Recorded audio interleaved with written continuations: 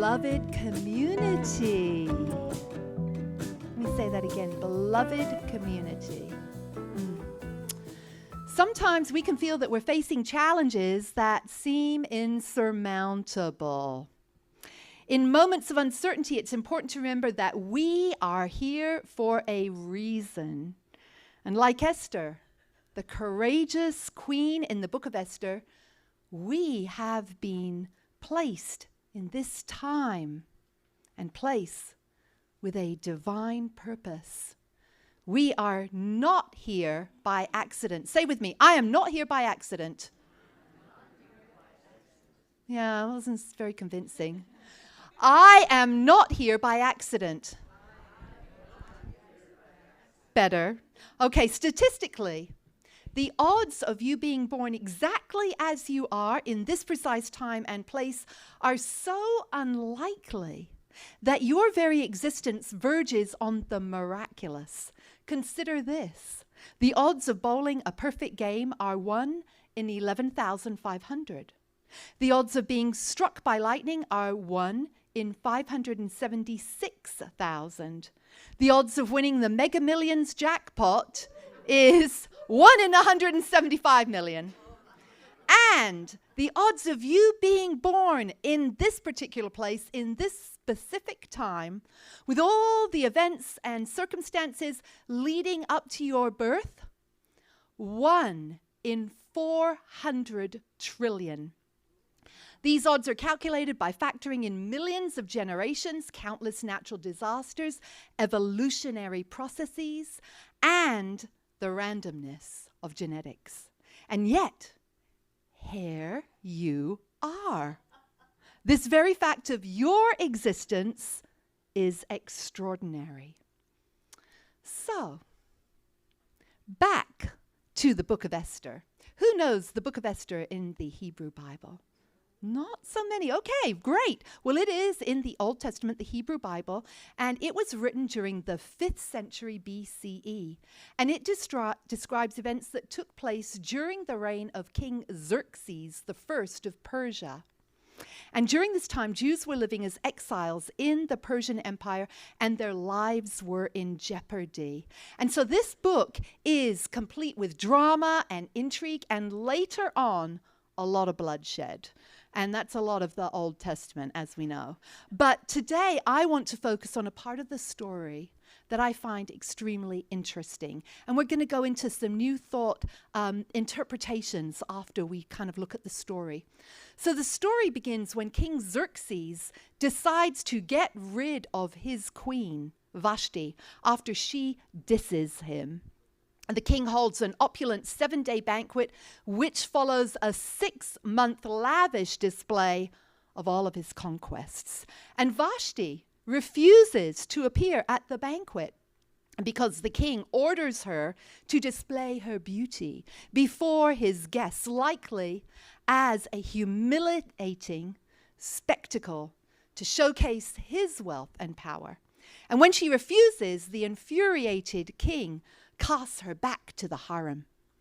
So the king then holds a contest to find a new queen, and after a lengthy process, Esther, a beautiful young woman who was raised by her older cousin, Mordecai, catches the king's eye, and she becomes the new queen. Now Mordecai, her cousin, tells Esther not to reveal her Jewish heritage or family background to anyone, including and especially the king. He gave her this advice to protect her position in the king's court, as revealing her Jewish identity at this time could put her in danger given the political and cultural climate. And after Esther becomes queen, Mordecai is appointed to a significant government position in the Persian Empire, and he discovers a plot by 2 of the king's guards to assassinate the king. And Mordecai informs Esther about this plot, and she relays the information to the king, giving her cousin Mordecai the credit for uncovering the conspiracy. Esther's true purpose emerges when the king's chief advisor, Haman, devises a plan to exterminate all the Jews in the empire. Haman's hatred for Mordecai, who refuses to bow down to him, as others are forced to do, fuels the plot. Haman, deeply offended by Mordecai's defiance, uses his influence to trick the king into issuing a decree that will annihilate the Jewish people. Haman's pride is wounded by Mordecai's refusal to bow, as he believes his position demands respect and honor from everyone. Mordecai, however, refuses to bow because of his Jewish faith, which prohibits him from showing such reverence to anyone other than God. And this act of defiance ignites Haman's personal grudge, ultimately leading to his plot against all Jews in the empire. So the fate of millions of Jews hangs in the balance, and the only hope is someone stepping forward to intervene. So Esther faces an agonizing choice. Should she remain silent and save herself, or risk everything to save her people? And as she wrestles with her fear, Mordecai challenges her, saying, "Perhaps you have come to your royal position for such a time as this." And in that moment, Esther realizes that her position of power is no accident. And her purpose has led her to this defining moment. So despite the grave risks, Esther knows she must act. On pain of death, she cannot approach the king without having been summoned first. And the king, well, he has not summoned her in over 30 days, implying that she's fallen out of favor. However, following Mordecai's insistent prodding, and after fasting for 3 days and having several other people fast along with her, she resolved to do what she can to save her people, saying, "I will go to the king, though it is against the law, and if I perish, I perish." And so the pliant and obedient Esther has become a woman of power and decisive action. Esther understands the assignment.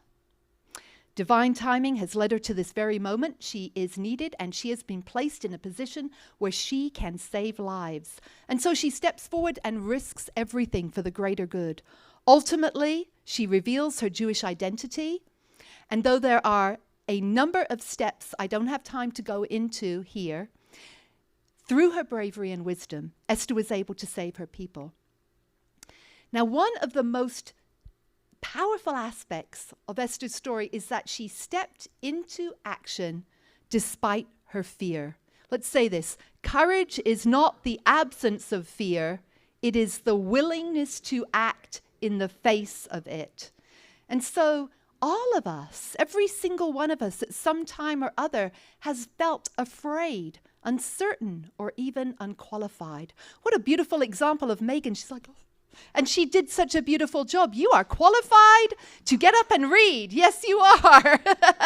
All of us are. Absolutely. But it's in those moments when we feel afraid or unqualified or uncertain that we are called to act anyway. Just as Esther did, we can choose to take a stand, to speak out, and to take action, even when the path ahead is unclear.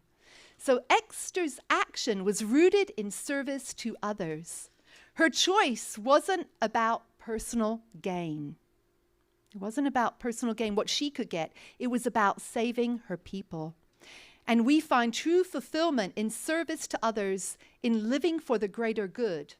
And Ernest Holmes, who's the founder of another sister denomination to Unity, says, "The law of love is the highest law, and when we live by love, we are in alignment with our divine purpose." We live from a place of love when we focus on what we can give rather than what we can get. And like Esther, the call for us is clear. We too are here for such a time as this. So now we're going to look at the characters in this story from a metaphysical perspective. First of all, Queen Vashti represents, remember she was the queen who dissed Xerxes. She's like, I'm not going to be paraded around just as objectified. So she stood up, and she represents self-respect, integrity, and the power of choice. Her courageous decision to say no reflects a spiritual principle that we have the divine power to make choices that align with our highest good, even when those choices come with challenges or consequences. Anyone had to stand up at a certain time and you're like, God, I'm going to have to do this, and it's going to be difficult, right? And Xerxes, let's move on to Xerxes. King Xerxes, he represents the external authority, symbolizing the ego and its need for validation. He is swayed by others, particularly by a sneaky underling, Haman. The king's character also highlights the idea of divine power being within us, even when we might feel powerless or subject to the opinions of others. And just as Esther eventually influences the king's decisions, we too have the ability to shift our own internal authority and choose alignment with our higher divine self rather than being dictated by the outside world. Next, Esther. So Esther, she embodies the strength of the divine feminine, a force of courage, wisdom, and intuition, and answering the call of a higher purpose. Because in Unity, we believe that everyone has an inner divine purpose. Do you believe that? Do you believe you have an inner divine purpose? Yes. Yeah. And like Esther, we must trust that we are placed in specific situations for a reason, to align with our inner divine purpose. Esther's courage to act, even in the face of fear, represents the power of divine guidance that we all have within. The reason, or the lesson here, is that we too are divinely placed. And when we act with courage and integrity, we reflect those divine qualities in our lives. Mordecai. I think Mordecai in some ways is like my favorite character, actually. I love Esther, but I love his groundedness, and he's very clear on what is his to do. Mordecai represents the inner wisdom or higher self that guides us on our journey. He is the one who recognizes the greater purpose of Esther's position. He's like whispering it in her ear. Yeah, you can do it. You can do it. Megan, you can do it. You can get up and speak. Oh, yeah. He's encouraging her to do it. And he encourages her to take bold action. And this aligns with the idea of listening to that still small voice within us that calls us to align with our spiritual purpose, even when the world around us may seem uncertain. Mordecai's reminder that perhaps you have come to your royal position for such a time as this reflects the idea that our life circumstances, no matter how improbable, can be divinely orchestrated for a higher purpose. The last person. We can boo him. Let's boo. Boo! Haman. But he has an important lesson for us because Haman represents the shadow aspects of the ego. The part of us that operates from fear and hatred and pride. And his desire for power and revenge is rooted in his inability to let go of the small, selfish part of himself that needs to control others. Haman symbolizes the destructive force of the ego when it acts without love. Compassion, or spiritual alignment. He seeks to destroy that which he cannot control. He seeks to destroy that which he cannot control. However, just as the ego ultimately cannot stand against the power of love and spiritual truth, Haman's downfall is inevitable. He teaches us that the ego, when unchecked, will always meet its demise when it goes against the flow of divine will and spiritual principles. Haman, you're going to get it. One day you're going to get it's going to be, what is it? The law of karma, what goes around comes around, all those things. And we see that for Haman. If you want to know more about this story, as I say, it's in the Old Testament, and it's very kind of brutal at the end. But this part is what really spoke to me. And the part that I read today, it's a reminder that true fulfillment is found in service to others. Esther's courage wasn't for personal gain. It wasn't for her to get more well-known or be more powerful or any of that. It was for the preservation of her people. And in unity, we recognize the highest purpose in life. The highest purpose is to live in service for the greater good. To live in service for the greater good. And that service is expression of divine love in action. The divine love that dwells and lives and has its being in us is for the greater good of humanity. And we act not for ourselves alone, but for the collective well-being of all. And more than ever, we are called to embody the qualities of Esther, courage and strength, and a willingness to act in the face of fear and uncertainty. You, beloved unity of Tempe and unity of Houston, that we're so glad that you are here with us today, are here at this very time in this world, in this moment, for a reason. You are not here by accident. Find your courage for this moment and step into your divine purpose. And so let us affirm together.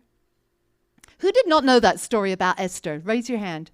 Lots and lots and lots. I had a lot of fun putting it together. So, let's affirm together.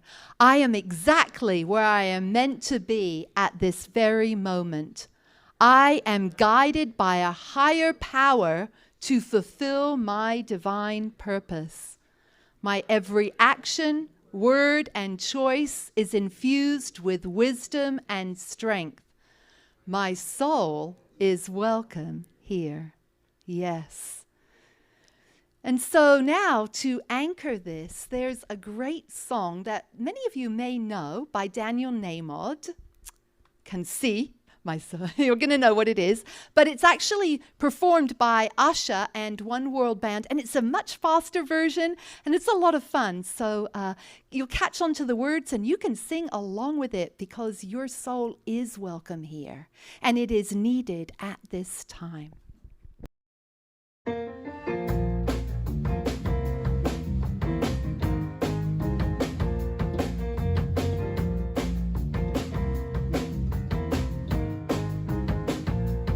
I'm in the right place at the right time, just where I'm supposed to be.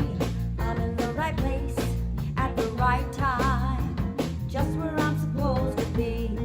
I'm in the right place at the right time.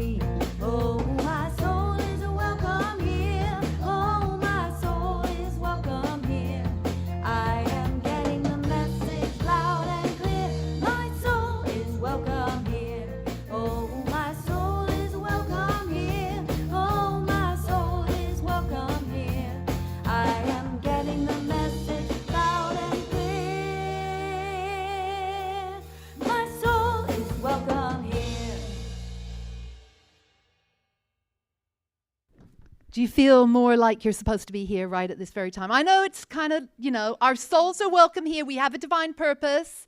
Stay prayed up, stayed listening, and see what is yours to do. Your soul is welcome here, and we are all here in this purpose, not by accident, by divine appointment. So, having said all that, let us affirm together now. I am a beloved child of God, here to be an ambassador of good. What are we here to be? Ambassadors of good. Again, ambassadors of good. Yes, indeed. And so we're so grateful to you, and we're grateful to Unity of Tempe, and we are grateful that we get to share our blessings right now with each other. And so we take our blessing to our heart, and if you prefer to give online, we will have a Zelle and PayPal QR code come up in a minute. But we're going to say together, I am a joyful sharer of my good. I remember that as I give, I receive, and that God is my source. Thank you, Divine Spirit. Thank you, Divine Spirit. Indeed. We accept and know that we cannot outgive God, and we accept and know that, yes, we are grateful that we are here at this divine time and this divine purpose, and we're so grateful for all the blessings that support our community. We wouldn't be here without you, and we are so grateful for that. Thank you, Spirit. Thank you, Spirit, for continuing to guide us in what is ours to do in this time. Thank you that if we feel uncertain or anxious, that we remember to ground in to our faith and our strength. We stand on that, and we are grateful. Thank you, God. Yes, indeed. Thank you, Joe and Karen, for our collection. We really appreciate that. Thank you. We bless the giver and the receiver and the stewardship of its use. Thank you. Thank you. And we bless all prayers in the prayer box too. I'm going to have you come up after we do our messages, if that's okay, Ruth. Yes, that's. So if you are looking to deepen your connection with others and Spirit, we invite you to get on our Zoom prayer call. This is not just for people who are here on Sundays. We have some people who are out of state who get on. It's at 9:30 a.m. We have a wonderful prayer call. If you would like to be on this, sign up on our email sheet over here. Let us know, and we will send you an email link. We have such a deep, profound time together each Thursday, and this is a really great foundation. Be with us next Sunday. I don't know what we're speaking about next Sunday, but I know Spirit knows. Membership, if you have not yet filled out a membership form this year, please do so. They are in the back with Ron. Our annual meeting is coming up on Sunday, March 2nd after service, and your presence is requested. And let us align with this and say our prayer for protection. The light of God surrounds us. The love of God enfolds us. The power of God protects us. The presence of God watches over us. Wherever we are, God is. All is well, and we are grateful. Beloveds online, have a peaceful week.